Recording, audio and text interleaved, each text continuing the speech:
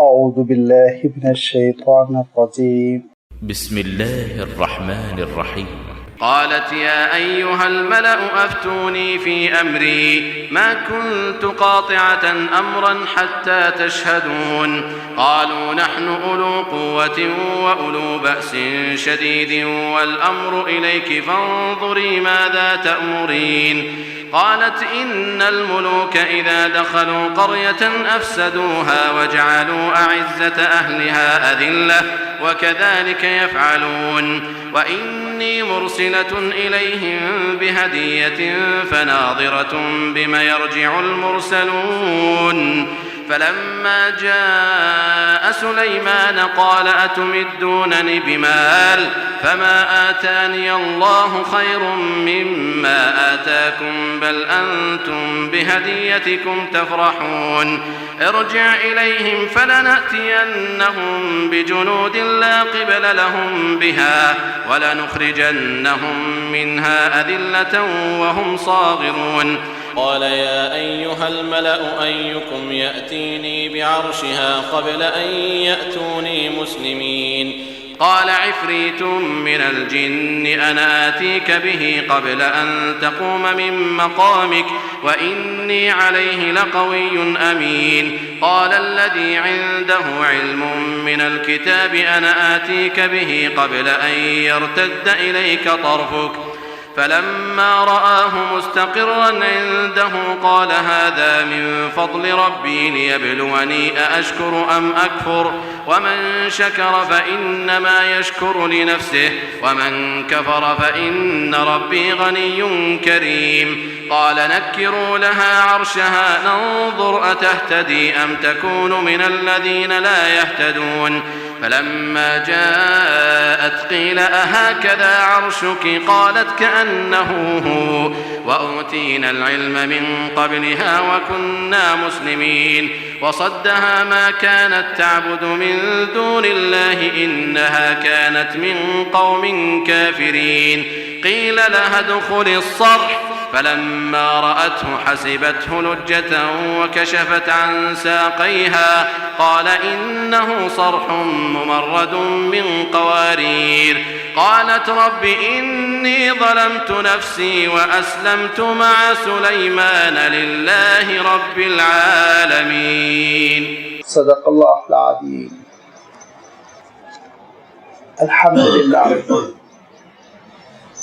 الحمد لله رب العالمين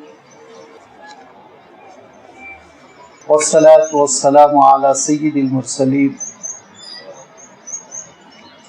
وعلى آله وأصحابه أجمعين أما بعد.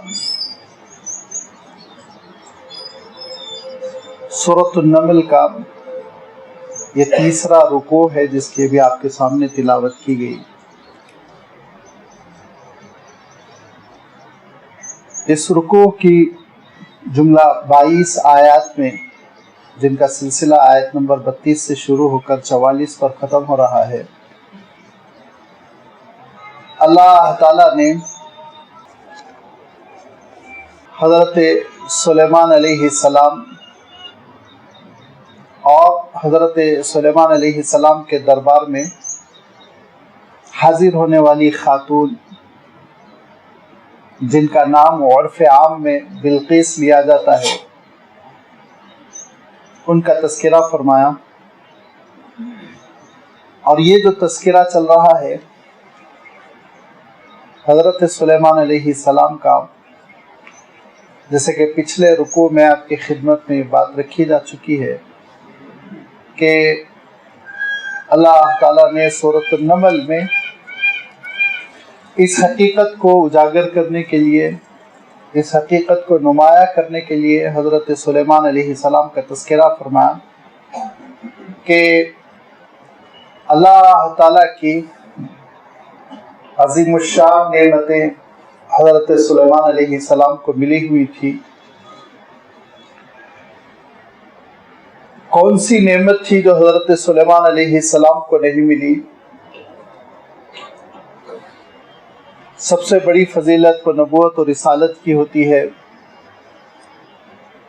وہ اللہ تعالیٰ نے حضرت سلیمان علیہ السلام کے مقدر کی تھی۔ سلطنت، حکومت، اقتدار بہت بڑی نعمت ہوتی ہے۔ اللہ تعالیٰ نے وہ بھی حضرت سلیمان علیہ السلام کو عنایت فرمائی تھی۔ حکمت، دانائی، علم، اس اعلیٰ درجے کا علم کہ چونٹیوں کی بولی کو سمجھ لے، جس کو آپ کہہ سکتے ہیں کہ سائنس کی معراج، یہ بھی اللہ تعالیٰ نے حضرت سلیمان علیہ السلام کو عنایت فرمائی تھی۔ ان نعمتوں میں سے کوئی ایک نعمت کسی انسان کو مل جاتی ہے تو وہ آپے سے باہر ہو جاتا ہے، مغرور ہو جاتا ہے، اپنے آپ کو تیس مارخاں سمجھنے لگتا ہے۔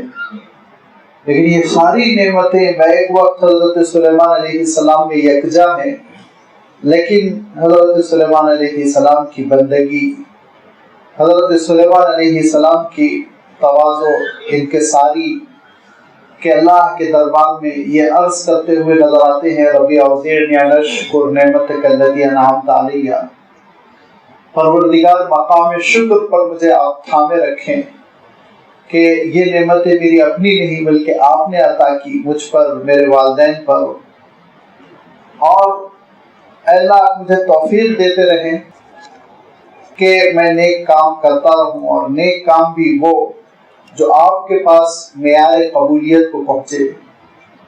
وَأَنْ أَعْمَلَ صَالِحًا تَرْضَاهُ، حضرت سلیمان علیہ السلام اللہ کی نعمتوں کو پا کر جو اللہ کے برگزیدہ بنتے بن گئے اور عبدیت، بندگی کامل ہوتی چلی گئی، اس کی وجہ حضرت سلیمان علیہ السلام کا وہ نبوی ایمان جو اللہ تعالیٰ کی ذات پر، آخرت پر ہے، کہ یہ عارضی زندگی اس کے ختم ہونے کے بعد اللہ کے دربار میں حاضر ہونا ہے، یہ وہ آخرت کا ایمان ہے، عقیدہ آخرت جو انسان کی زندگی کو سنوارتا ہے۔ جب اس عقیدے سے ایک انسان محروم ہو جاتا ہے تو اللہ تعالیٰ نے اس کا تذکرہ اسی صورت کے آغاز میں فرعون کی شکل میں فرمایا، ایسا تذکرہ فرمایا اختصار کے ساتھ کہ ایک حکومت کیا مل گئی، بے قابو تھا، اہل حق کو ختم کر دینا چاہتا تھا، حضرت موسیٰ علیہ السلام کو قتل کرنا چاہتا تھا، لیکن اس کی اس بدعقیدگی نے اس کو کہاں تک پہنچا دیا، کیسی وہ تباہی سے دوچار ہوا، دنیا بھی گئی اس کے ہاتھ سے، آخرت بھی گئی، ہمیشہ کے لیے وہ ایک سبق آموز قصہ بن کر رہ گیا، ایک عبرت کی کہانی بن کر رہ گیا۔ یہ دو الگ الگ کردار ہیں۔ اگر انسان کے اندر آخرت کی جواب دہی کا احساس نہ ہو تو کیسا بے قابو ہوتا ہے، اور انسان کے اندر آخرت کی جواب دہی کا احساس ہو، جس کے بارے میں اللہ تعالیٰ نے ارشاد فرمایا الذین یظنون انہم ملاقو ربہم، اللہ سے ملاقات کا جن کے اندر اشتیاق ہوتا ہے تو پھر ان کی زندگی کچھ اور ہوتی ہے۔ اس کو میں نے گزشتہ ہفتے عرض کیا تھا، جیسے جیسے درخت پر پھل پڑتے جاتے ہیں درخت پھر جھکتا چلا جاتا ہے۔ جب آخرت کا عقیدہ صحیح ہوتا ہے تو انسان کے اعمال جتنے بڑھتے چلے جائیں گے اتنی اس کے اندر فروتنی اور بندگی آئے گی، اور اگر آخرت کا عقیدہ نہیں ہے تو ایک چھوٹی سی کیا نیکی کر لے گا، سینہ تان کے کھڑا ہو جائے گا، یہ فرق ہوتا ہے۔ حضرت سلیمان علیہ السلام، آپ کی دعوت، آپ کی نبوت، آپ کی رسالت اور اس کی جو بے مثال حدیں ہیں ان کا تذکرہ کرنے کے بعد اللہ تعالیٰ نے اب اس رکوع میں، ان آیتوں میں حضرت سلیمان علیہ السلام کی زندگی کے ایک ایسے واقعے کی جانب اشارہ فرما رہا ہے کہ حضرت موسیٰ علیہ السلام نے فرعون کو سمجھایا لیکن وہ ضد پر اتر آیا، لیکن حضرت سلیمان علیہ السلام نے ایک فرد کو سمجھایا تو ان کا ریئیکشن کیا رہا اور اللہ کے پاس کیسی مقبولیت ہو گئی، وہ تذکرہ دھیرے دھیرے اب آ رہا ہے۔ اور اس کا آغاز پچھلی آیتوں میں ہو چکا ہے کہ حضرت سلیمان علیہ السلام لشکر کی خبر لے رہے تھے، اور آپ کا لشکر بٹا ہوا ہوتا تھا جنوں میں، انسانوں میں، جانوروں میں۔ تو جب پرندوں کی باری آئی تو حضرت سلیمان علیہ السلام نے ہدہد کو نہیں دیکھا، غائب تھا۔ حضرت سلیمان علیہ السلام نے اس موقع پہ ارشاد فرمایا کہ یہ ڈسپلن کے خلاف ہے، اس کو اپنی جگہ پہ رہنا چاہیے تھا۔ اب جب غائب ہو گیا ہے تو یا تو وہ سبب بتائے کہ کیوں غائب ہوا، یا پھر ہم اس کو ذمہ کر دیں گے، اس کا شوربہ بنا دیا جائے گا، اس کو استعمال کر لیا جائے گا، قصہ ختم۔ کچھ ہی دیر میں ہدہد آیا اور اس نے حضرت سلیمان علیہ السلام سے کہا کہ میں ایک ایسے مقام سے آ رہا ہوں جہاں میں نے ایسی عجیب و غریب چیزیں دیکھی جو چیزیں آپ کی آنکھوں نے نہیں دیکھی، اور وہ یہ کہ ایک ملک ہے، ایک علاقہ ہے جس میں خاتون حکومت کرتی ہے، اور وہ سب کے سب سجدے کرتے ہیں اور عبادت کرتے ہیں کس کی؟ سورج کی۔ وہ سورج کی پرستش کرتے ہیں۔ بڑی حیرت کی بات ہے، ہدہد نے کہا، کیونکہ یہ ساری کائنات لازمی بات ہے اللہ کی توحید پر ہے، اور حضرت سلیمان علیہ السلام کے ارد گرد قریب میں مشرک قوم کوئی نہیں تھی، وہ تو ایک ایمان والوں کی ایک مملکت تھی جس میں حضرت سلیمان علیہ السلام پیدا ہوئے تھے۔ لہذا ایک تعجب خیز بات تھی کہ کچھ لوگ ایسے ہیں جو سورج کی پوجا کرتے ہیں۔ ہمارے اور آپ کے لیے یہ خبر عام ہے، اس کو سن کے حیرت نہیں ہوگی، لیکن اس ماحول میں دیکھیے جہاں توحید ہی توحید ہے کہ حضرت داؤد علیہ السلام کی صاحبزادے حضرت سلیمان علیہ السلام کبھی شرک کو نہیں دیکھا، بت پرستی کو نہیں دیکھا۔ فلسطین آپ کا دارالسلطنت ہے جو نبوتوں کا مقام ہے، تو بڑی تعجب کے ساتھ یہ بات سنی اور سنائی گئی کہ شرک ہوتا ہے اور لوگ سورج کی پوجا بھی کرتے ہیں، اس دنیا میں ایسے لوگ بھی ہیں۔ تو حضرت سلیمان علیہ السلام نے جیسے کہ ایک جج کو ہونا چاہیے، ایک حکمران کو ہونا چاہیے کہ کوئی آ کر آپ کے سامنے معاملہ پیش کر دے اور کچے کان کے ہو کر ہم اور آپ سن لیں، یہ غلط بات ہے۔ ہمیشہ تحقیق ہونی چاہیے، ہمیشہ تصویر کا دوسرا رخ بھی دیکھنا چاہیے، ہمیشہ جس کے خلاف بات کہی گئی اس کو صفائی کا موقع دینا چاہیے۔ لوگ اپنے مخلص اور اچھے ساتھیوں کو کھو دیتے ہیں صرف اسی وجہ سے ایک طرفہ وہ بات سن لیا کرتے ہیں۔ ایک طرفہ کبھی بات نہیں سننی چاہیے، کبھی نہیں۔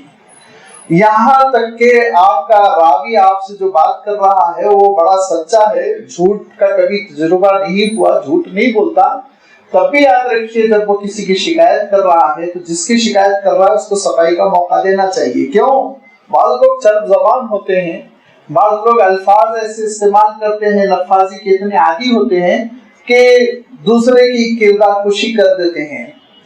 لہذا ایسے موقع پر بڑا نقصان ہونے کا امکان رہتا ہے۔ قرآن مجید میں بھی اللہ تعالیٰ نے تاکید فرما دی کہ فتبینوا، تحقیق کرو تب کہیں جا کے پھر فیصلہ کرو۔ لہذا حضرت سلیمان علیہ السلام، ہدہد جو حضرت سلیمان علیہ السلام کی لشکر کا ایک پرندہ ہے، اس کی بات پر فیصلہ فرما سکتے تھے، لیکن کیا کہا حضرت سلیمان علیہ السلام نے؟ سننظر اصدقت ام کنت من الکاذبین، تحقیق کروں گا تم سچے ہو کہ جھوٹے ہو۔ پرندہ کیوں جھوٹ بولے گا؟ آپ سوچئے، جس کو اللہ تعالیٰ نے حضرت سلیمان علیہ السلام کے لیے مسخر کر دیا، آپ کی کنٹرول میں دے دیا ہے اس پرندے کو اللہ تعالیٰ نے، اس پرندے سے جھوٹ کی کیا توقع ہو سکتی ہے؟ لیکن یہ شان عدالت ہے، یہ ایک عادل اور انصاف پسند حکمران کی علامت ہے کہ ایک طرفہ سن کر وہ فیصلہ نہ کرے۔ تو حضرت سلیمان علیہ السلام نے فرمایا قال سننظر، ہم دیکھیں گے، ان قریب ہم تحقیق کریں گے، اصدقت ام کنت من الکاذبین، تم سچے ہو یا جھوٹے ہو۔ لہذا تحقیق کرنے کے لیے حضرت سلیمان علیہ السلام نے جو طریقہ کار اپنایا وہ بھی بڑا نادر، بڑا ریئر ٹائپ کا، خوبصورت قسم کا۔ کیا کیا حضرت سلیمان علیہ السلام نے؟ خط لکھا، اور وہ خط بھی عربی دانوں نے لکھا ہے کہ ایسا خط ہے کہ سراسر ایک معجزہ ہے، ایک نبی اور رسول ہی لکھ سکتا ہے. لہذا ایک مختصر سے ختم انہ من سلیمان انہ بسم اللہ الرحمن الرحیم اللہ تعالیٰ علیہ وآتونی مسلمین، ساری چیزیں 3 جملوں میں حضرت سلیمان علیہ السلام نے لکھ دی کہ یہ خط سلیمان کی جانب سے ہے. یہ خط کا آغاز ہو رہا ہے بسم اللہ الرحمن الرحیم سے، اور رحمان اور رحیم کا لفظ کہہ کر بندوں کو جو اپنے معبود سے رحمتوں کی بنیاد پر جوڑ دیا، مایوس نہ ہو، رحمان کے ہم نمائندے ہیں. پھر اس صفت کے بعد، اس تذکرے کے بعد اللہ تعالی علیہ نافرمانی سے روکتے ہوئے واتونی مسلمین، اسلام کی دعوت دے دی. یہ خط حضرت سلیمان علیہ السلام نے بھیجا اور کہا جاؤ یہ خط ڈال دینا، ملکہ کے دربار میں ڈال دینا، جن کا نام بلقیس بتایا گیا، جو قوم سبا کی ملکہ تھی، بڑی ترقی یافتہ قوم تھی، میں عرض کر چکا ہوں. اور پوری سورت آ رہی ہے سورہ سبا. اس سورہ سبا میں اللہ تعالیٰ نے اس قوم کی ترقی کا تذکرہ فرمایا کہ آج سے ہزاروں سال پہلے اس قوم نے زبردست ڈیم بنایا تھا، بارش کا پورا پانی وہ روک لیا کرتے تھے، پورا سال بارش کا پانی دھیرے دھیرے استعمال کرتے تھے، جس کی وجہ سے اتنی ترقی ہو گئی تھی کہ ان کے پاس سارے غلے پیدا ہوتے تھے، ان کے پاس مختلف قسم کے اہم پھل پیدا ہوتے تھے، ان کے پاس خشک میوے پیدا ہوتے تھے، اور ان کے پاس مسالے پیدا ہوتے تھے جس کی وہ تجارت کرتے تھے. اور اس طرح سے ایک اہم سورس ان کے پاس تھا، اور بہت بڑی قوم تھی، ترقی یافتہ تھی، دولت مند تھی، بڑی اچھی زندگی گزار رہی تھی. بادشاہ صاحب وفات پا گئے، ان کے بیٹے نہیں تھے، ان کی ایک لڑکی تھی، اور وہ صاحبزادی حکمراں بن گئی تھی، وہ حکومت کر رہی تھی. وہ بڑی سلیقے کی تھی، بہت سمجھدار تھی. ایک طرف قوم ترقی یافتہ اور دوسری طرف بہت ہی سمجھدار ان کی حکمران، وہ جن کا نام کہا گیا ہے کہ حضرت بلقیس ملکہ سبا. ان کے پاس خط گرا. روایتوں میں آتا ہے کہ ہدہد نے بالکل ان کے گود میں جا کے لیٹر چھوڑ دیا، اس کو اٹھایا، انہوں نے پڑھا. پڑھنے کے بعد اتنی سمجھدار خاتون تھی، اتنی سمجھدار خاتون تھی کہ اللہ تعالیٰ نے ان کی سمجھداری کی دلیلیں یہاں قرآن پاک میں بیان فرمائی. اس کی پہلی دلیل یہ ہے وہ آیت جس کی تلاوت آج کی گئی، قالت یا ایھا الملأ افتونی فی امری ما کنت قاطعۃ امرا حتی تشہدون، کہ وہ خاتون سمجھداری کے اس مقام پر تھی کہ شہنشاہ ہونے کے باوجود خود ہی سے فیصلے نہیں لیا کرتی تھی، وہ مشورے کرتی تھی. اور آپ جانتے ہیں مشورہ تو یہ نبیوں کا مزاج ہے اور رسولوں کا مزاج ہے، جس کے بارے میں اللہ تعالیٰ نے حضور اکرم صلی اللہ علیہ وسلم کو ارشاد فرمایا تھا وَشَاوِرْهُمْ فِي الْأَمْرِ، کہ آپ اپنے ساتھیوں سے اے نبی مشورہ لیا کیجئے، کیونکہ حضور اکرم صلی اللہ علیہ وسلم نے ارشاد فرمایا کہ جو مشورے لیتا ہے وہ کبھی پریشان نہیں ہوتا، اور جو استخارے کی نماز پڑھتا ہے وہ کبھی شرمندہ نہیں ہوتا. لہذا اللہ کے رسول صلی اللہ علیہ وسلم کا جو معمول تھا مشورے کا، وہ دراصل اسلام کا عین مزاج ہے. سورۃ الشورى میں آپ دیکھیں گے مسلمانوں کے مزاج کی عکاسی کرتے ہوئے اللہ تعالیٰ نے صاف ارشاد فرمایا وَأَمْرُهُمْ شُورَىٰ بَيْنَهُمْ، مسلمان اپنے معاملات مشوروں سے حل کرتے ہیں اور طے کرتے ہیں. لہذا یہ اسلامی مزاج، یہ نبوی مزاج جو اللہ تعالیٰ کی جانب سے ملا کرتا ہے بندوں کو، وہ اس ملکہ کے اندر ہے. وہ باوجود اس کے کہ اسلام سے ناواقف ہے، نبوتوں سے ناواقف ہے، لیکن ان کے مزاج میں اتنی بھلائی ہے کہ وہ مشوروں کے بغیر قدم نہیں اٹھاتی ہیں. لہذا وہ کہتی ہیں قالت یا ایھا الملأ، اے میرے دربار کے نمائندوں، اے میرے درباریوں، افتونی فی امری، میں ایک خاص معاملے میں، میرے معاملے میں تم سے مشورہ لینا چاہتی ہوں، مجھے رہبری کرو اور بتاؤ. ما کنت قاطعۃ امرا، میں کبھی کوئی قطعی فیصلہ نہیں کروں گی، حتی تشہدون، یہاں تک کہ تم موجود نہ رہو، تم مشورہ نہ کر لو، تم میرا ساتھ نہ دے دو، اس وقت تک میں کوئی قطعی فیصلہ نہیں کروں گی. یہ میرا مزاج ہے. انہوں نے اپنے مزاج کی وضاحت کر دی کہ کوئی بھی فائنل ڈیسیشن لینے سے پہلے تمہاری رائے میں ضرور جانچ لوں گی، دیکھ لوں گی. لہذا انہوں نے بتایا کہ دیکھو ایک خط آیا ہے اور وہ خط حضرت سلیمان علیہ السلام کی جانب سے ہے اور اس کا یہ متن ہے، اور وہ یہ کہہ رہے ہیں کہ سرکشی نہ کرو اور میرے پاس فرما بردار بن کر پہنچ جاؤ، لہذا ہم کیا کریں گے۔ اب درباری دیکھیے ذہانت اور لیاقت کے اس درجے میں نہیں ہے جس درجے کی ملکہ ہے۔ عام طور پر ہوتا یہ کہ بادشاہ سلامت بیوقوف ہوا کرتے تھے، درباری ان کو بچایا کرتے تھے۔ دربار میں بڑے وہ انٹلیکچوئلز ہوا کرتے تھے جو سمجھدار ہوتے، مشورہ دیتے، روکتے غلط قدم سے۔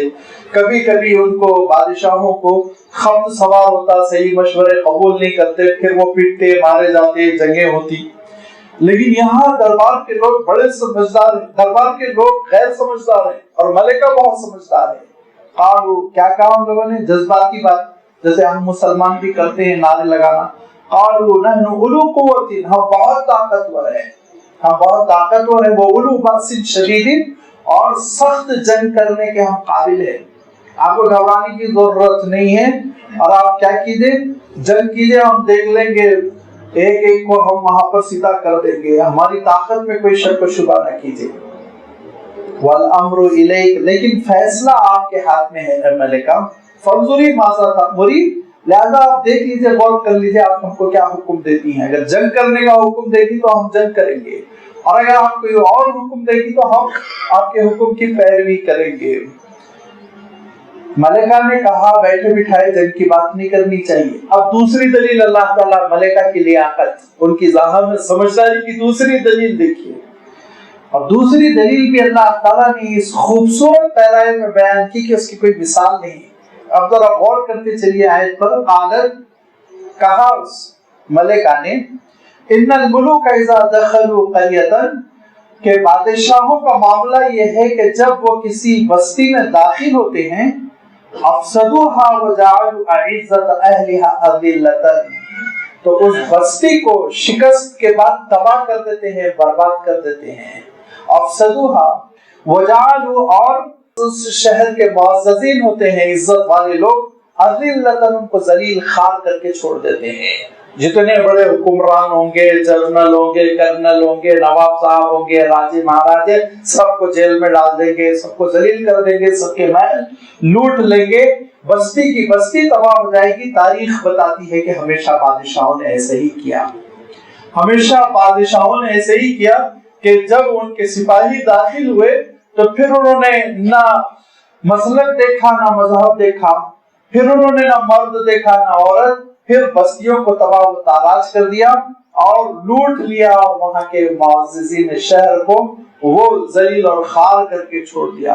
زیادہ دور جانے کی ضرورت نہیں، قریب میں حادثہ ہوا تھا 90s میں کہ ایک صاحب کو سوجھ گئی، کویت میں وہ داخل ہو گئے، انہوں نے اپنے لشکر کو، عراق کا لشکر داخل ہو گیا کویت میں، تو وہ لوگ جو ہیلی کاپٹر میں سفر کرتے تھے بریڈ کے لیے 2-2 گھنٹے لائن لگاتے تھے، روٹی کا ایک ٹکڑا مل جائے اس کے لیے ان کو 2-2 ڈھائی گھنٹے کی لائن لگانی پڑی تھی۔ اور وہ گھر جو جن کا عالم یہ تھا کہ وہ ایوان قصر بنے ہوئے تھے، محل کی اعلیٰ ترین مثالیں بنی ہوئی تھی، ان سارے گھروں کو، محلوں کو جلا کر چھوڑ دیا تھا۔ محل تو محل، مسجدوں کو نہیں چھوڑا تھا، مساجد کو جلا دیا تھا، قالینیں لوٹ لی تھی، کیونکہ یہ جنگی نفسیات ہے۔ میں کسی پہ کوئی الزام نہیں دینا چاہتا ہوں، یہ جنگی نفسیات ہے کہ جنگی فوج جب داخل ہوتی ہے تو پھر وہ بہت تباہی کرتی ہے۔ اور اگر تاریخ میں آپ کو دیکھنا ہو تو 2 شہر ایسے ہیں جو بیچارے بار بار اس مصیبت سے دوچار ہوتے رہے، ایک بغداد اور ایک دہلی، بار بار یہ شہر لوٹتے رہے، ان شہروں پر حملے ہوتے رہے، یہ بستیاں اجڑتی رہی۔ تو جب بادشاہ داخل ہوتے ہیں تو ملکہ کہتی ہیں کہ ان الملوک اذا دخلوا قریۃ، کسی بستی میں جب وہ داخل ہو جاتے ہیں تو افسدوها، بگاڑ دیتے ہیں، تباہ و تاراج کر دیتے ہیں، اور وجعلوا اعزت اہلها، اس بستی کے رہنے والے جو معزز لوگ ہیں ان کو اذلۃ، ذلیل بنا کر چھوڑ دیتے ہیں، خوار کر دیتے ہیں۔ اس ذہانت کے جملے پر اللہ تعالیٰ مہر لگاتے ہوئے ارشاد فرماتا ہے وَكَذَلِكَ يَفْعَلُونَ، ملکہ غلط نہیں کہہ رہی ہیں، ایسے ہی کرتے ہیں بادشاہ۔ تاریخ بھی بتاتی ہے، حالات بھی بتاتے ہیں، اور یہ ملکہ نے جو کہا ان کی ذہانت ہے جو صحیح کہہ رہی ہیں اللہ تعالیٰ نے تردید نہیں کی بلکہ اس کی تصدیق کی. وَكَذَلِكَ يَفْعَلُونَ, ہاں ایسے ہی کرتے ہیں. لہذا بلقیس کہتی ہیں کہ ہم جنگ کرنے کی بات کیوں کریں. یہ بھی دیکھیے ایک بڑی ذہانت ہے, بلا وجہ ہم جنگ کیوں مول لیں. تیسری اللہ تعالیٰ نے ان کی ذہانت کی دلیل دی, ان کا سلیقہ, ان کے سوچنے کا انداز, کہ جو لیٹر آیا ہے, خط آیا ہے, وہ جو صاحب نے خط بھیجا ہے ان کو ہم آزمائیں, ان کو ہم آزمائیں. کیسے آزمائیں؟ آزمانے کے لیے بڑا اچھا نفسیاتی انہوں نے طریقہ اپنایا اور کہا وَإِنِّي مُرْسِلَةٌ إِلَيْهِمْ بِهَدِيَّةٍ, میں ان کے پاس کچھ تحفے بھیجوں گی. فَنَاظِرَةٌ بِمَا يَرْجِعُ الْمُرْسَلُونَ, اور پھر ہم دیکھتے ہیں, میں دیکھوں گی, غور کروں گی اور میں ویٹ کروں گی کہ وہ قاصد, وہ نمائندہ جو تحفے لے کر جائے گا, ہدیے لے کر جائے گا, وہ کس ری ایکشن کے ساتھ واپس آتا ہے, کیا گفتگو ہوتی ہے, کیسے گفتگو ہوتی ہے. روایتوں میں آتا ہے کہ ملکہ نے یہ بھی کہا, ملکہ سبا نے, بلقیس نے یہ بھی کہا کہ اگر وہ تحفے قبول کر کے خوش ہو گئے تو اس کے معنی عام بادشاہ ہیں, لہذا ہم ان سے پھر جنگ کریں گے, عام بادشاہ کو ہم شکست دے سکتے ہیں, ہمارے اندر صلاحیت ہے. لیکن اگر وہ تحفے نہیں قبول کرتے تو اس کے معنی عام بادشاہ نہیں ہے, وہ ایک مشن پر ہے, ایک محاذ پر ہے اور ایک نظریے کے ساتھ وہ آگے بڑھ رہے. پھر ہم کو سوچنا پڑے گا, پھر ہم سوچ سمجھ کے آگے بڑھیں گے. اتنی ذہانت کی انہوں نے بات کی, اور اس سمجھداری کی بات کے بعد پھر انہوں نے ایک گروپ بھیجا, ایک وفد بھیجا تحفوں کے ساتھ. اب وہ تحفوں کی لسٹ آپ دیکھیں گے اسرائیلی روایتوں میں ہے کہ کیا کیا بھیجا, اس میں سونے بھی تھے اور اس میں جواہر بھی تھے اور غلام بھی تھے, باندی بھی تھے, ہم کو اس سے کوئی لینا دینا نہیں. بہرحال انہوں نے کچھ اچھے تحفے بھیجے جو بڑے قیمتی تھے, جو بڑے اچھے تھے, جو وہ سمجھ رہی تھی کہ حضرت سلیمان علیہ السلام کو متاثر کر لیں گے. ایسے تحفوں کے ساتھ اپنے نمائندوں کو بھیجا. ہو سکتا ہو زمانے کے اعتبار سے 2000-3000 کا کوئی لشکر گیا ہوگا سارے تحفے لے کر. بہرحال یہ وفد حضرت سلیمان علیہ السلام کی خدمت میں پہنچا. حضرت سلیمان علیہ السلام نے تحفوں پر ایک نظر ڈالی اور اس کے بعد فرمایا فَلَمَّا جَاءَ سُلَيْمَانَ, جب حضرت سلیمان علیہ السلام کے پاس یہ وفد پہنچ گیا, قال, تو آپ نے فرمایا اَتُمِدُّنَنِي بِمَالٍ, پیسوں کے ذریعے مجھے خریدنا چاہتے ہو. عملدہ کے معنی اگرچہ کہ خریدنے کے نہیں ہوتے, اس کے معنی ہوتے ہیں پیسے مجھے دینا چاہتے ہو, میری امداد کرنا چاہتے ہو, مجھے عطا کرنا چاہتے ہو. لیکن لب و لہجہ دیکھیے آپ, اَتُمِدُّنَنِي بِمَالٍ, کیا پیسوں کے ذریعے, تحفوں کے ذریعے مجھے خریدنا چاہتے ہو. فَمَا آتَانِيَ اللَّهُ خَيْرٌ مِّمَّا آتَاكُمْ, اللہ تعالیٰ نے جو مجھے عطا کیا ہے. حضرت سلیمان علیہ السلام یہ نہیں فرما رہے ہیں کہ ان تحفوں سے کہیں بہتر ہے, نہیں. غور کریے کیا فرمایا حضرت سلیمان علیہ السلام نے, فما آتانی اللہ, جو اللہ تعالیٰ نے مجھے عطا کر رکھا ہے, خیر مما آتاکم, جتنا تم کو تمہاری مملکت کو اللہ تعالیٰ نے دیا اس سے کہیں بہت بہتر ہے. تمہاری جو پوری مملکت, تحفے تو تھوڑے سے, تمہاری جو پوری مملکت ہے یمن کی, سبا کی, اس ساری مملکت سے بہتر وہ ہے جو اللہ تعالیٰ نے مجھے عطا کیا ہے. اس نے مجھے علم کی دولت دی ہے, اس نے مجھے نبوت اور رسالت جیسی فضیلت عنایت فرمائی, اس نے مجھے قابو اور کنٹرول کیا ہے. میرے قابو میں جانور ہے, میرے قابو میں جن ہے. یہ تمہارے چند تحفے, ان کی کیا حیثیت ہے؟ تم سمجھتے ہو کہ ان تحفوں کے ذریعے سے میں پگھل جاؤں گا, اپنا مسلک اور اپنی بات چھوڑ دوں گا؟ نہیں. بل انتم بہدیتکم تفرحون, تم اپنے تحفوں پر خوش رہو, مجھے تمہارے تحفوں کی کوئی ضرورت نہیں, واپس لے جاؤ. اور یہ فرمایا کہ ارجع الیہم, جاؤ واپس ان کے پاس. فلناتینہم بجنود لا قبل لہم, جو ہم نے خط لکھا اگر اس پر عمل نہیں ہوگا تو پھر ہم ایک لشکر لے کر آئیں گے. لا قبل لہم, اور ان سے بتا دو کہ ہمارا لشکر ایسا ہوگا جس کا وہ مقابلہ نہیں کر سکیں گے, جس کے سامنے وہ نہیں آ سکیں گے, ٹک نہیں سکیں گے اس لشکر کے سامنے. وَلَنُخْرِجَنَّهُمْ مِنْهَا أَذِلَّةً وَهُمْ صَاغِرُونَ, اور اہل شرک کو, ان سب کو ہم وہاں سے ذلیل کر کے نکال دیں گے, ختم کر دیں گے, شرک کو ہم چلنے نہیں دیں گے.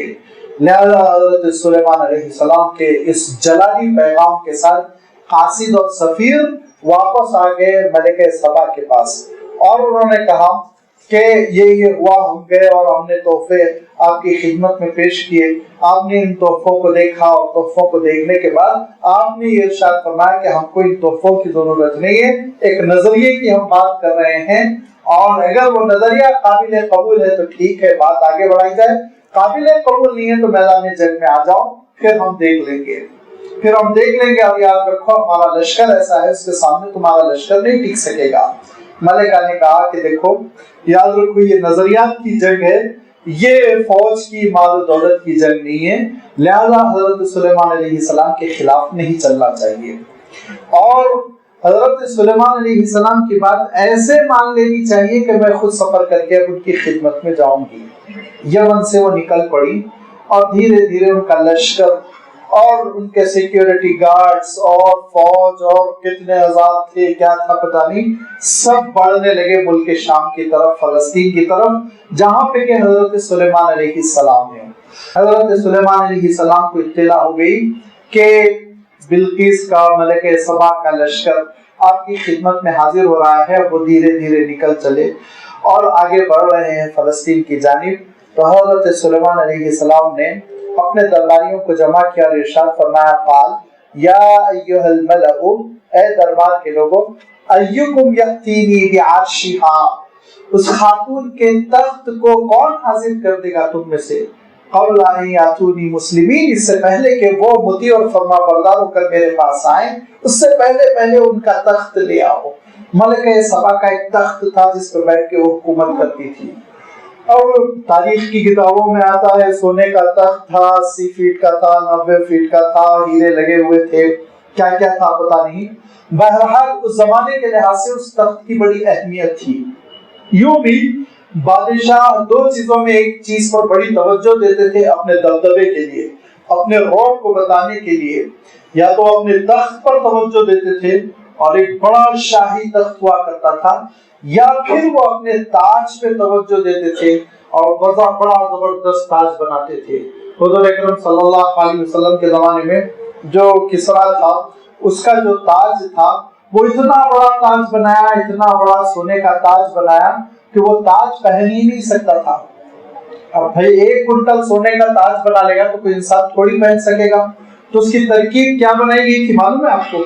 اس کی ترکیب یہ تھی جیسے پنکھا آپ کا لٹک رہا ہے ایسے ہی وہ چھت سے لٹکا دیا گیا تھا، تو بجائے بادشاہ صاحب تاج پہننے کے تاج میں گھستے تھے اور داخل ہو کے بیٹھ جایا کرتے تھے، اپنا سر داخل کر کے اس پہ وہ بیٹھ جایا کرتے تھے۔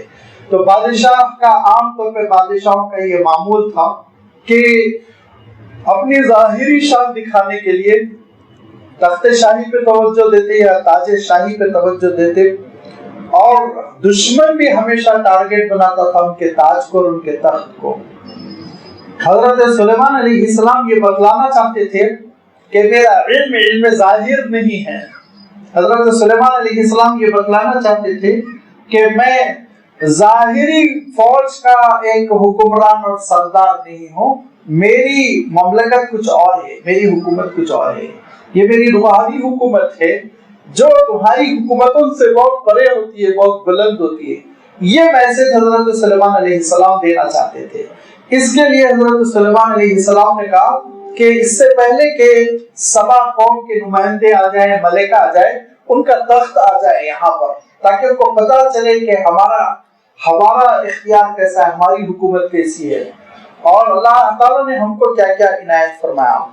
جب حضرت سلیمان علیہ السلام نے دربار میں ارشاد فرمایا، قال عفریت من الجن، تو جنوں میں کہ عفریت نے کہا، عفریت کہتے ہیں قوی ہیکل، دیو پیکر، لمبا چوڑا اور شاطر تیز ترا، تو بہت ہی جنوں میں جو قوی ہیکل تھا، مضبوط شاطر قسم کا، اس جن نے کہا، کیا کہا، انا آتیک بھی قبل ان تقوم من مقامک، آپ اپنی مجلس سے اٹھنے سے پہلے میں وہ تخت لا کے آپ کے پاس حاضر کر دوں گا۔ 3 4 5 گھنٹے کی مجلس جو بھی ہوتی تھی، وہ مجلس ختم ہونے سے پہلے دربار لگا ہوا ہے، مشورہ ہو رہا ہے آپ کے پاس کیسے سارے ہیں، یہ مجلس جو ختم ہوگی نا، وہ ختم ہونے سے پہلے میں تخت لا کے آپ حاضر کر دوں گا۔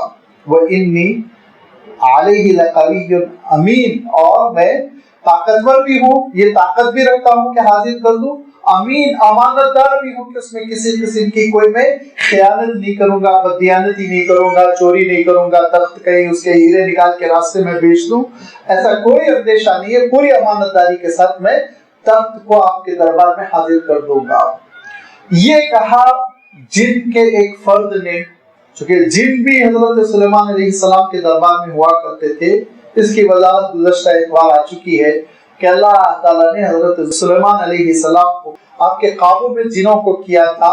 और मैं अर्ज कर चुका हूँ कि आज भी आप मस्जिद अक्सा जाए और किबले की जानिब रुख करके उसके सहन में खड़े होंगे तो बाएं जानिब एक बड़ी सी इमारत है जिसका नाम ही है महबसुल जिन, जहाँ पे के हजरत सुलेमान अलैहिस्सलाम जिनों को बंद करके रखते थे। और चूंकि यहूदियों को डर है कि वहीं से हजरत ईसा अलैहिस्सलाम मस्जिद अक्सा तशरीफ लाएंगे, इसीलिए उससे मुत्तसिल जो गेट है उस पर बड़े ताले लगा कर रखे हुए हैं, वो गेट बंद है, उससे कोई मस्जिद अक्सा में नहीं आ सकता। और दूसरे रास्ते हैं जिससे आप दाखिल हो सकते हैं, बड़े रास्ते हैं, तो समझता हूँ शायद 6-7 रास्ते होंगे मस्जिद अक्सा में दाखिल होने के लिए, बड़ी बड़ी गेट है, उसमें से ये गेट बंद है। अब फलस्तीनी कहते हैं कि इंशाअल्लाह हजरत ईसा अलैहिस्सलाम ही खोलेंगे ये गेट, वल्लाहु आलम। तो मैं अर्ज कर रहा था कि हजरत सुलेमान अलैहिस्सलाम को बड़ा कंट्रोल था, जिनों पर काबू था। उन जिनों में से एक जिन ने ये अर्ज किया कि मैं इंशाअल्लाह शाम होने से पहले, आपकी मजलिस खत्म होने से पहले ये तख्त आपकी खिदमत में लाकर पेश कर दूंगा। लाज़मी बात है कि कितना वक्त लगेगा, 4-5 घंटे, यानी तकरीबन आप 1500 किलोमीटर के करीब फासला समझ ले यमन से फलस्तीन का। तो इतनी देर में तो आज के मौजूदा दौर के कितने प्लेन से तैयारे हैं जो पेश कर देंगे, कोई ऐसी बात तो है नहीं, नामुमकिन किस्म की। लेकिन क़ाल लज़ी इंदहु इल्म मिनल किताब, एक और बुजुर्ग ने कहा जो हजरत सुलेमान अलैहिस्सलाम के दरबार में थे, और उनके बारे में अल्लाह ताला इरशाद फरमाता है अल्लज़ी इंदहु इल्म मिनल किताब, जिनके पास किताब का इल्म था, किताब का इल्म था। अल्लाह ताला की किताब के इल्म की वजह से, तौरात के इल्म की वजह से वो दुआओं का करीना जानते थे, वो दुआओं का सलीका जानते थे। और जिसको बकसरत मुफस्सिरीन ने सहाबा से रिवायत की कि इसमें आज़म मालूम था, इसके माने ये कि अल्लाह ताला के अस्माए हुस्ना से बखूबी वो वाकिफ थे और अल्लाह ताला के अस्माए हुस्ना की दुआई देकर वो दुआ करना जानते थे। उन अस्माए हुस्ना के हवाले से वो अल्लाह से मांगना जानते थे। लिहाजा वो कहते हैं, हजरत सुलेमान अलैहिस्सलाम से अर्ज करते हैं, अना आती कभी क़ब्ल यर्तद इलैका तरफुक, हुजूर ये तो बहुत बड़ा मसला है कि आप मजलिस खत्म करने से पहले पहले तख्त आ जाएगा, मैं तो आप पलक झपक की अगर हुक्म आप देंगे तो मैं आपका तख्त लम्हों में हाजिर कर दूंगा, मैं लम्हों में हाजिर कर दूंगा। अना आती कभी, मैं आपके पास वो लेकर आ जाऊंगा, क़ब्ल यर्तद इलैका तरफुक, इससे पहले कि आपकी निगाह लौट कर आए, इससे पहले कि आपकी निगाह लौट कर आए। तो हजरत सुलेमान अलैहिस्सलाम ने कहा ठीक है, हम तुमको मौका देते हैं। रिवायतों में आता है कि उनका नाम आसिफ इब्न बरखिया था। वो आसिफ इब्न बरखिया हो या न हो, कोई नाम कर रहा हो, उन्होंने दुआएं शुरू की और उनके दुआओं के अल्फाज को भी मुफस्सिरीन ने बयान किया, बिलखुसूस इमाम कुर्तुबी रहमतुल्लाह अलैह ने। उन्होंने ऐसी दुआ की कि अल्लाह ताला ने उनकी दुआ कबूल कर ली और लम्हे में तख्त हाजिर हो गया। कहते हैं जब उन्होंने दुआ की तो जहां तख्त रखा था वहीं जमीन फटी और तख्त अंदर दाखिल हो गया और फिर जमीन के अंदर से हजरत सुलेमान अलैहिस्सलाम के दरबार में तख्त निकल कर आ गया। अल्लाह ताला के लिए कोई चीज बाईद नहीं, कोई चीज बाईद नहीं। तख्त कितना रहा होगा? मुफस्सिरीन ने तो ये लिखा, मौलिकीन बेचारे तो ये कहते हैं 80 फीट, 90 फीट, 100 फीट। आप इतनी बड़ी मस्जिद के बराबर मान लीजिए, इसके डबल मान लीजिए, 4 गुना मान लीजिए, पूरे जुबली हिल्स के बराबर आप मान लीजिए, कितना बड़ा तख्त रहा होगा। उसको हाजिर करना अल्लाह ताला के लिए जरा बराबर बाईद नहीं, क्योंकि परवरदिगार का आलम ये है कि ये आपके पूरे ग्लोब को, जिस ग्लोब में हैदराबाद है, इंडिया है, एशिया है, यूरोप है, पूरे बर्रे आजम है, समंदर का पानी, इस पूरे ग्लोब को अल्लाह ताला 1 मिनट में कितना सफर कराता है आप जानते हैं ना। तकरीबन 1 मिनट में अल्लाह ताला 1500 किलोमीटर का सफर कराता है इस पूरे ग्लोब को, और ऐसा सफर कराता है आपके गिलास के पानी का एक कतरा छलकेगा नहीं, आप लेके बैठे रहे। आप इस तेजी के साथ उड़ रहे हैं, ये आपका ग्लोब इतनी तेजी के साथ दौड़ रहा है। या आपकी साइंस आज बयान करती है कि 1 मिनट में ये दुनिया सफर कर लेती है पूरा का पूरा 1100 मील का। 1100 मील गालिबन तकरीबन 1500 किलोमीटर में कन्वर्ट होके वो हिसाब किताब आप कर लीजिए। 1 घंटे में आपकी दुनिया जो सफर करती है, अंदाजा लगाइए 1 घंटे में आपकी दुनिया 66,000 माइल्स का सफर करती है। 66,000 माइल्स का सफर कर ली। आज तक इतना तेज रफ्तार कोई प्लेन इजाद नहीं हुआ, और इस तेजी के साथ ये ग्लोब भाग रहा है, दुनिया भाग रही है। तो वो परवरदिगार जो इतनी वजनी दुनिया को लम्हों में इतना लंबा सफर करा रहा है, वो 100-200 फीट के तख्त को अगर 1 मिनट 1.5 मिनट या चंद सेकंड में हाजिर कर दे तो उसके लिए क्या मुश्किल है, आप सोचिए। लिहाजा पिछले जमाने में तो हमारे मुफस्सिरीन बहुत परेशान नजर आते हैं, बिलखुसूस उर्दू की तफसीरों में आप देखेंगे बड़ी परेशानियां ऐसी महसूस होती हैं कि ये कैसा मुजज़ा है, क्या है, ये तावील वो तावील। अल्हम्दुलिल्लाह अरब मुफस्सिरीन के पास नहीं है। आप चाहे ज़मख़शरी की कशाफ उठाकर देखें, इमाम कुर्तुबी को देखें, इमाम इब्न कसीर को देखें, कोई भी अरब मुफस्सिर जो पुराने मुफस्सिरीन गुजरे हैं वो तो अल्हम्दुलिल्लाह पूरे एतमाद के साथ बयान करते हैं कि अल्लाह की कुदरत से कोई बईद नहीं। लेकिन हमारे इंडियन उर्दूदा मुफस्सिरीन परेशान हुए कि ऐसा कैसा एक बुजुर्ग की दुआ पे एक तख्त इतना सफर करके आ गया। तो दरअसल ये सारी चीजें सोचने की नहीं है, और ये सारी चीजों का ताल्लुक अकीदे से है कि अगर अल्लाह ताला को आप कादिर मुतलक मानते हैं तो कुछ भी हो सकता है। याद रखिए, कुछ भी हो सकता है। एक लम्हे में अल्लाह के रसूल सल्लल्लाहु अलैहि वसल्लम फलस्तीन के एक इलाके से वो आलम बाला पहुंच सकते हैं एक लम्हे में, और मेराज का सफर हो सकता है। तो ये सारी चीजें क्यों नहीं हो सकती? लिहाजा यहाँ तस्दीक कब पैदा होगी? जबकि हमारा अकीदा जरा ठीक ठाक हो। लिहाजा उन्होंने, जिनका नाम मैंने अभी अर्ज किया, मौरिखीन ने लिखा है, हुजूर अकरम सल्लल्लाहु अलैहि वसल्लम ने नहीं बयान किया, सही रिवायतों में नहीं है। मौरिखीन कहते हैं आसिफ इब्न बरखिया उनका नाम था। उन्होंने कहा हज़रत सुलेमान अलैहिस्सलाम से, हज़रत आप मुझे इजाजत दीजिए, लम्हे में हाजिर करता हूँ। हज़रत सुलेमान अलैहिस्सलाम ने कहा ठीक है। दुआ उन्होंने की और तख्त बस हाजिर हो गया। फलम्मा रआहु मुस्तक़िर्रन, जब हज़रत सुलेमान अलैहिस्सलाम ने उस तख्त को रखा हुआ देखा, मुस्तक़िर्रन सेट वहां पर देखा आपके पास, फलम्मा रआहु मुस्तक़िर्रन इंदहु, जब आपके पास तक पहुंच गया, कहा हज़रत सुलेमान ने, हाज़ा मिन फ़ज़्ल रब्बी, परवरदिगार का फजल है। परवरदिगार का फजल अब कुछ नहीं है उसके आगे। बंदगी और बढ़ गई, जिसको मैंने अर्ज किया था ना कि जब बंदे मोमिन अल्लाह ताला पर ईमान रखता है, आखिरत पर ईमान रखता है, तो तरक्की के साथ साथ उसके अंदर बंदगी बढ़ती है, गुरूर नहीं बढ़ता, तकब्बुर नहीं बढ़ता। फरमाया ये मेरा कुछ नहीं है, इसमें मिन फ़ज़्ल रब्बी, परवरदिगार का फजल है। और इतनी हकीमाना बात इरशाद फरमाई कि उसूल बन गया ये क़यामत तक के लिए। फरमाया लियब्लुवनी अअश्कुरु अम अकफुर, परवरदिगार ने ये सब कुछ इसलिए फरमाया है, ये पूरा मामला इसलिए हुआ है कि वो मेरा इम्तिहान ले रहा है, मैं शुक्रगुजार बनता हूँ या नाशुक्रा बनता हूँ। ये आजमाइश जिससे मैं गुजर रहा हूँ, और मैं हमेशा चाहूंगा कि परवरदिगार मुझे शुक्रगुजार बनाए रखे। और फरमाया वमन शकर फइन्नमा यशकुर लिनफ्सिही, जो अल्लाह का शुक्र अदा करता है तो वो नाउज़ु बिल्लाह वो अल्लाह पे एहसान नहीं करता, इन्नमा यशकुर लिनफ्सिही, वो अपने लिए शुक्र अदा कर रहा है, उसका फायदा उसकी जात को होगा, उसके दर्जात बुलंद होंगे, उसको अल्लाह ताला की नेमतें मिलेंगी। क्योंकि अल्लाह ताला ने ये इरशाद फरमा दिया कि जो अल्लाह का शुक्र अदा करता है तो अल्लाह ताला उसकी नेमतों में इजाफा करता है। लिहाजा इस शुक्र गुजारी का फायदा खुद बंदे को होगा। हुजूर अकरम सल्लल्लाहु अलैहि वसल्लम इरशाद फरमाया करते थे कि देखो लोगों, पूरी की पूरी दुनिया नेक, मुत्तकी, आला दर्जे की परहेजगार और बहुत ही सालेह हो जाए, अल्लाह के खजाने में इजाफा होने वाला नहीं, कोई इजाफा नहीं होने वाला। और फरमाते थे आप सल्लल्लाहु अलैहि वसल्लम, पूरी दुनिया बदकार, गुनाहगार, नाफरमान हो जाए तो अल्लाह के खजाने में जर्रा बराबर कमी नहीं होने वाली है। فرمایا شکر گزاری کا فائدہ تم کو پہنچے گا، ناشکری کا نقصان تم کو پہنچے گا۔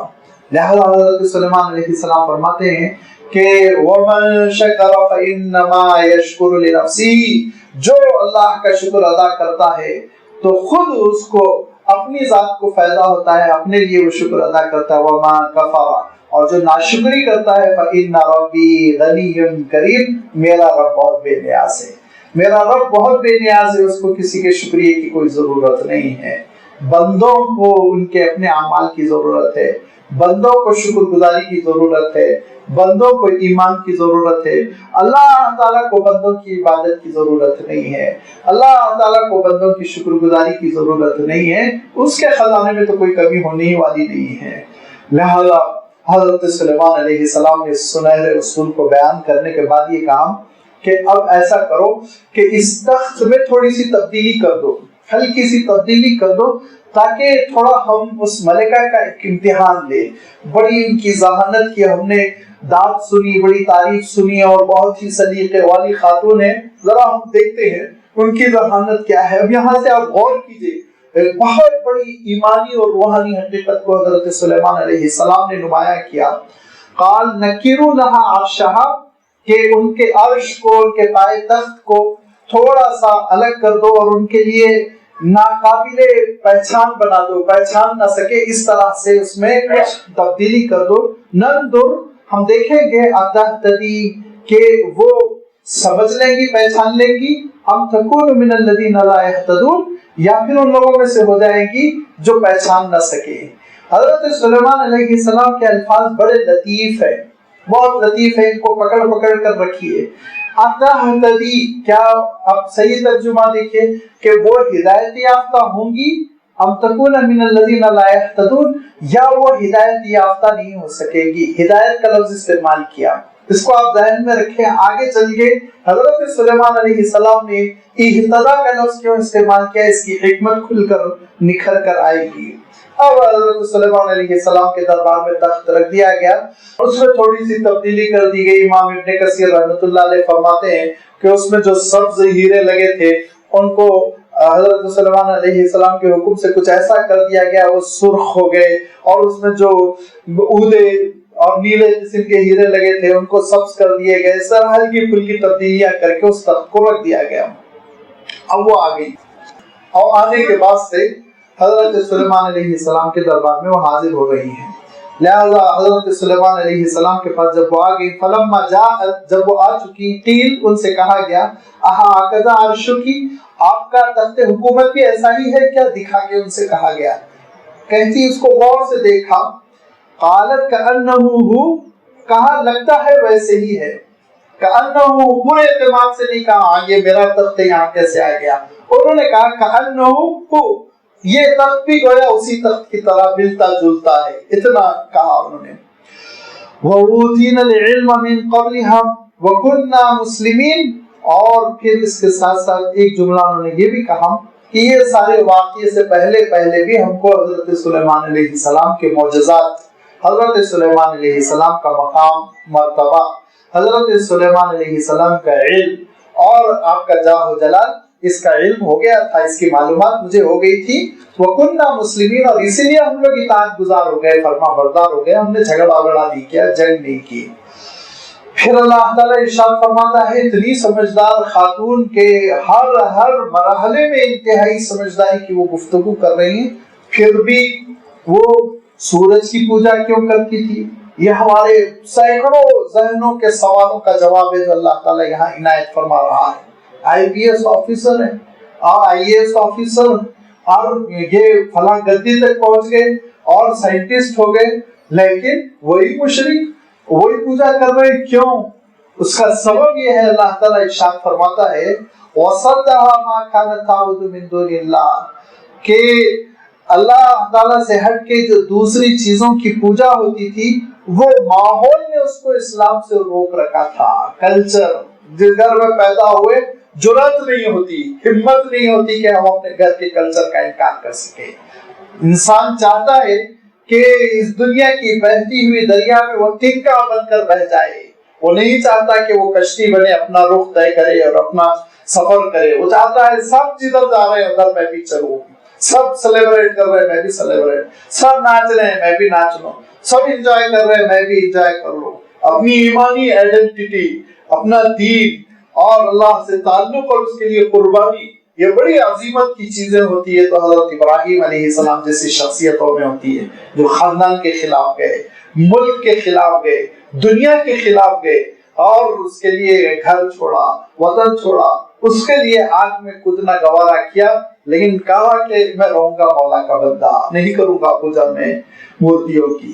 یہ قربانی ہر ایک کے بس کی بات نہیں ہوتی۔ انسان یہ چاہتا ہے کہ وہ ایک عام زندگی بسر کر لے، کامن لائف جو ہو رہا ہے جیسے ہو رہا ہے اسی کو قبول کر لے، جو جس طرح کی زندگی ہم پر لاد دی گئی اس زندگی کو ہم قبول کر لیں۔ سب اسکول جا رہے ہیں ہم بھی اسکول جائیں، سب شادی کر رہے ہیں ہم بھی شادی کریں، سب صحرا پہن رہے ہیں ہم بھی صحرا پہن لیں، سب اسٹیج پہ بیٹھ رہے ہیں ہم بھی بیٹھ۔ نہیں، بات کہاں ہم کوئی جھگڑا مول لے۔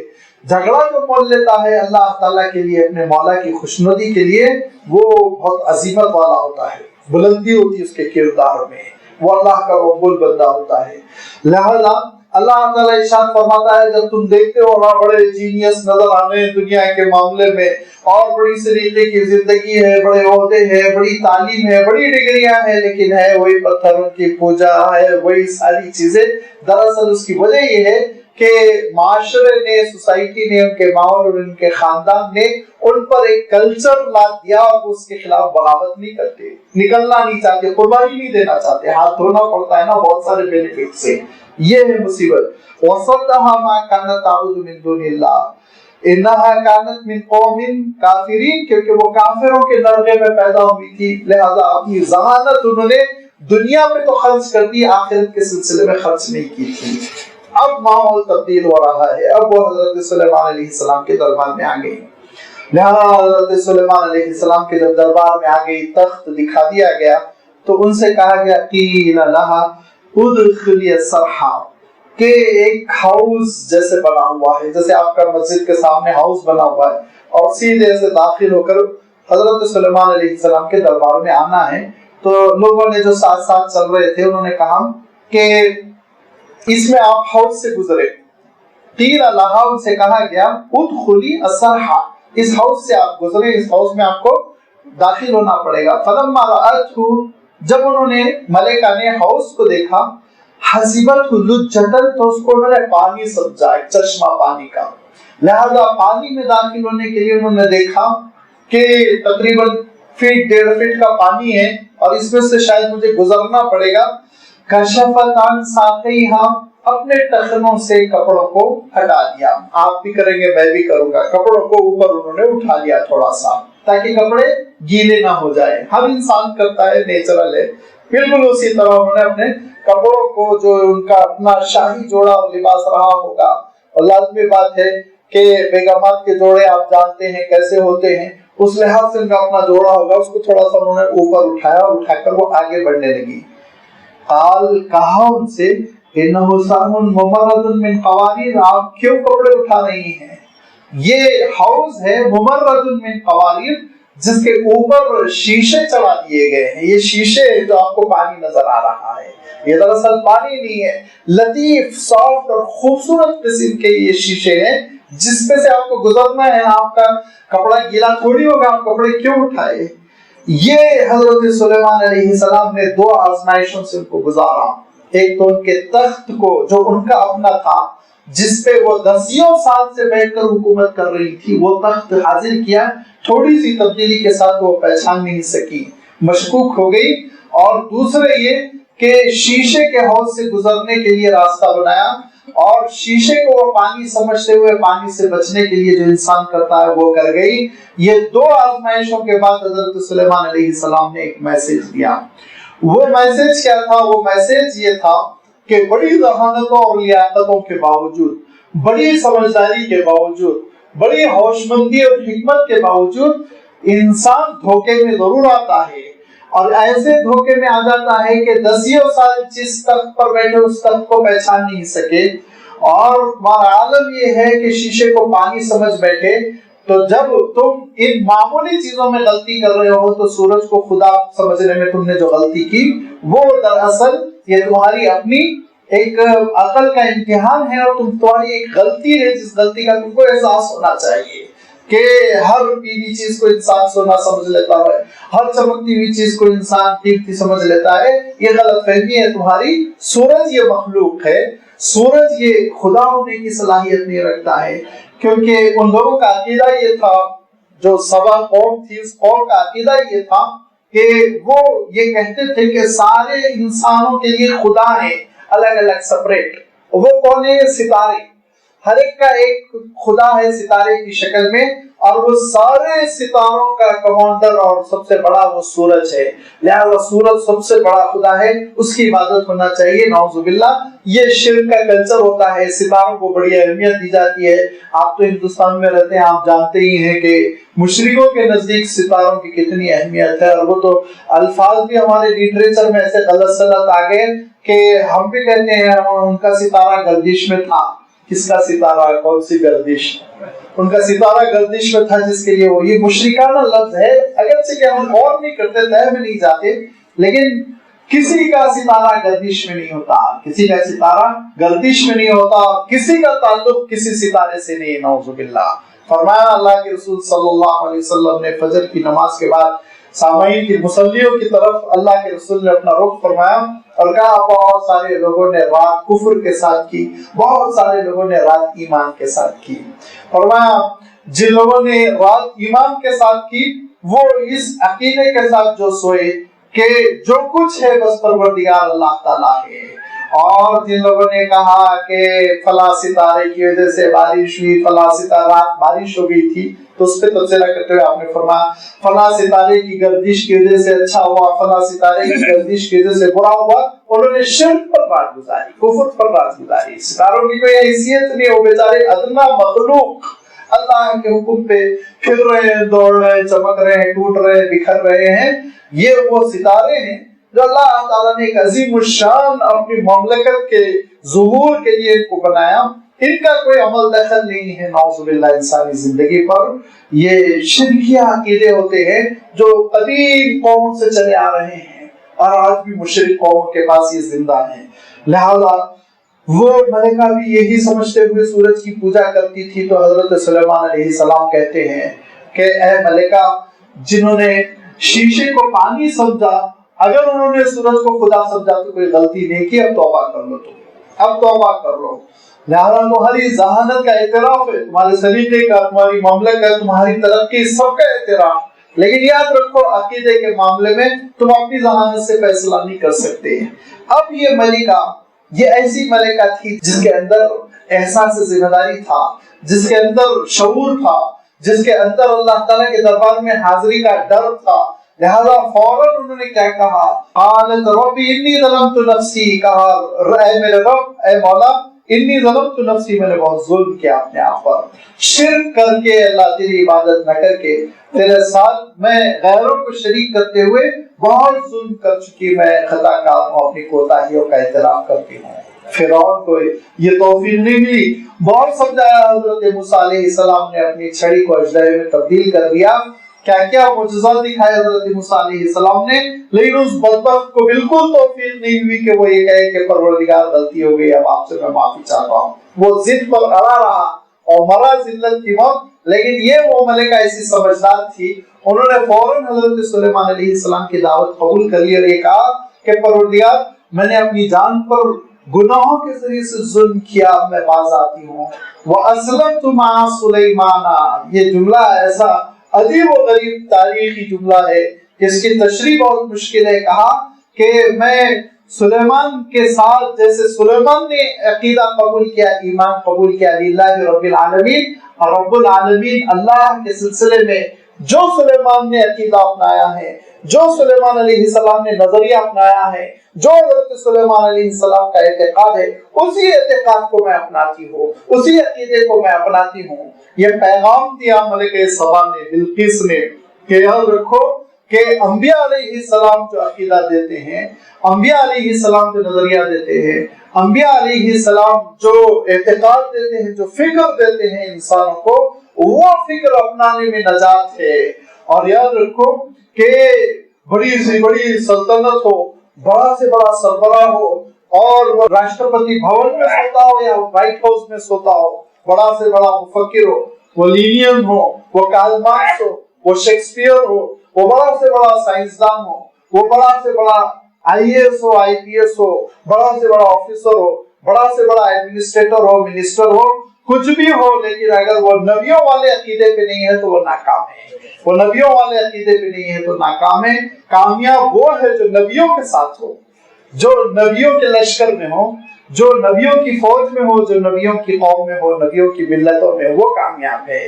لہذا کہا اسلمت مع سلیمان، اسلمت لسلیمان بھی کہہ رہی ہیں۔ اگر اسلمت لسلیمان کہتی تو اس کا ترجمہ کرنا پڑتا کہ میں حضرت سلیمان کے آگے سرنڈر ہو گئی، شکست کھا گئی۔ یہ نہیں کہا، اسلمت مع سلیمان، میں اسلام قبول کر رہی ہوں حضرت سلیمان علیہ السلام کے ساتھ ساتھ، جیسے وہ ہیں ویسے میں ہو جاؤں گی، جو وہ کریں گے وہ میں کروں گی، ان کی جو عبادتیں ہیں وہ میری عبادتیں ہوں گی، وہ جو اعمال کرتے ہیں ان کے جو اخلاق ہے وہ میں اپناؤں گی، اب نبوی سانچے میں اپنے آپ کو میں ڈھال لوں گی۔ یہ ہے کامیابی انسان کی کہ اسلمت مع سلیمان للہ رب العالمین، اور رب العالمین کے لیے نبیوں کا جو اسوہ ہے، انبیاء علیہ الصلوۃ والتسلیم نے جو لاہ عمل بنایا اس کو انسان اپنا لے۔ یہی وہ حضور اکرم صلی اللہ علیہ وسلم کی دعوت بھی ہے۔ جس کو جو قبول کرے گا وہ بامراد ہوگا، جو قبول نہیں کرے گا اس کا حشر کیا ہوگا؟ اس کا حشر اس قوم ثمود کی طرح ہوگا، جن کی محنت اور جن کی ذہانت کا عالم یہ تھا کہ وہ پہاڑوں کو موم کی طرح تراشتے تھے۔ آج تک ان کے نمونے روئے زمین پہ بکھرے ہوئے ہیں۔ لہذا آگے اللہ تعالیٰ نے حضرت صالح علیہ السلام کا اور آپ کی قوم سمود کا تذکرہ فرمایا۔ انشاءاللہ وہ آنے والے رکوع میں آئے گا۔ ایک چھوٹی سی بات پہ میں ترجمہ کر دوں کہ پھر وہ ملکہ سبا اسلام قبول کرنے کے بعد دھیرے دھیرے اپنے ملک کی طرف چلی گئی۔ حضرت سلیمان علیہ السلام نے کہا کہ آپ اپنی قوم میں اسلام کو نافذ کر دیجئے، ہم کو حکومت سے دلچسپی نہیں ہے، حکومت سے ہم کو دلچسپی نہیں ہے۔ انبیاء علیہ السلام اور نبیوں کے جانشینوں نے جہاں بھی جو علاقے فتح کیے تو وہی علاقے کے لوگوں کو دے دیا، کہا کہ بات مانو بس اللہ کی، اور ہم کو اس سے زیادہ بحث نہیں، لہذا اللہ کی بات مان لی تم نے، تمہاری مملکت مسلمان ہو گئی، تم خوش رہو۔ اس کے بعد پھر وہ آگے بڑھتے چلی گئی اور پھر انہوں نے اپنی حکومت میں اسلام کی ترویج کی، یہاں تک کہ دھیرے دھیرے زوال آیا۔ پھر وہ قوم بگڑی اور اس قوم کے بگڑنے کے بعد اللہ کا کیا عذاب آیا وہ آپ دیکھیں گے۔ اللہ تعالیٰ نے سورہ سبا میں بیان کیا۔ اللہ تعالیٰ نے یہاں پر اتنا ہی بیان کیا کہ انہوں نے اسلام قبول کیا ملکہ سبا نے، اور اس کے بعد پھر وہ اپنی قوم کی طرف واپس ہو گئی۔ اور یہ پیغام اس پورے واقعے سے ملا کہ ساری ذہانتوں لیاقتوں کے باوجود جب تک کہ انبیاء علیہ الصلوۃ والتسلیم کی دعوت قبول نہیں کی جائے گی انسان کامیاب نہیں ہو سکتا۔ وآخر دعوانا ان الحمد للہ رب العالمین۔